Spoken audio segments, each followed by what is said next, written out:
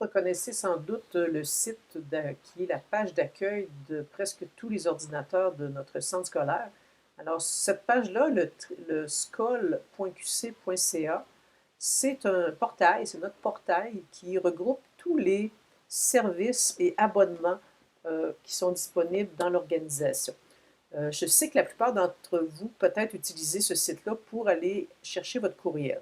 Petit truc rapide, si jamais c'est seulement pour le courriel que vous voulez que vous entrez là, en bas ici, il y a la petite enveloppe. Alors, quand vous cliquez là-dessus, vous avez tout de suite accès à vous identifier. Là, moi, ça a été vite parce que j'étais déjà branché. Mais dans votre cas, si vous n'êtes pas déjà branché, ça va être tout de suite la page d'accueil avec la petite fille qui a la peinture sur les mains pour pouvoir entrer directement dans le courriel. Sinon, si vous voulez aller voir autre chose que le courriel en plus ou en plus du courriel, donc vous vous connectez et vous avez accès à différents onglets qui sont apparus et sous-onglets. Alors, je vais vous pointer certains services qui sont présents depuis quelques années, puis vous indiquer où est-ce qu'ils sont. Alors, premièrement, à l'onglet Accueil, on peut regarder les sous-onglets, donc différents services que vous connaissez. Mosaïque est ici et Usito. Usito, c'est un dictionnaire qui est gratuit, dont on a acquis les abonnements. Donc, le ministère de l'Éducation a fait un achat massif. Donc, c'est un dictionnaire qui est très, très adapté à l'enseignement au Québec. Donc, Usito, juste là, mais vous savez qu'avec l'adresse ici, vous pourriez à l'avenir y aller directement sans avoir besoin de vous identifier. Donc, usito.usherbrooke.ca, c'est plus rapide si vous avez juste besoin de ça. Si vous allez dans le deuxième onglet, ici, Services éducatifs, donc ici, c'est un mauvais affichage, vous devriez voir le site qui a l'adresse se.csbe.qc.ca. C'est le site des services éducatifs, site du récit, etc., etc., etc. Je vous fais grâce des détails. Les fichiers des services éducatifs, donc c'est un espace de partage de documents qui existent depuis quelques années, qui ont été déménagés. Donc, c'est les conseils pédagogiques qui partagent des documents avec vous via cet espace-là. Si vous avez fait la petite étoile de suivi, vous allez voir cette bibliothèque-là aussi dans votre OneDrive personnel. Donc, il y a toutes sortes de façons d'accéder à ça. Alors ici, c'est des liens web qui peut-être sont désuets, donc je ne m'éterniserai pas beaucoup. L'onglet courrier qui vous amènerait directement à votre courrier. L'onglet documents, c'est le vieux BV, c'est la partie qui va disparaître. Donc évidemment, je ne vous amène pas là, c'est quelque chose qui va disparaître incessamment. Actualité, ce sont des liens pour de l'actualité en ligne. Encore une fois, c'est vieux, ça date, c'est pour ça que ça va disparaître.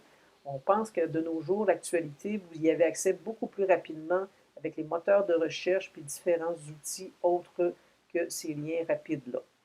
Alors, dans Formation, c'est là que vous allez trouver beaucoup de choses qui vous sont très utiles.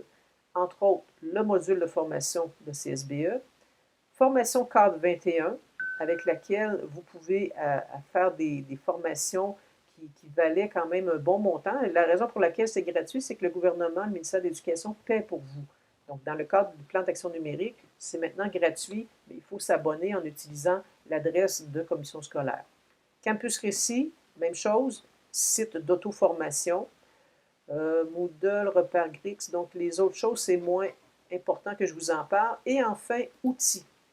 Alors ici, il y a les abonnements. Curio, c'est une banque, ce sont des vidéos éducatives, il y a même des documents qui accompagnent pour animer tous ces éléments-là. Donc, si vous utilisez l'actualité, l'histoire, beaucoup de documents de bonne qualité, il y a des guides d'enseignants qui sont intégrés.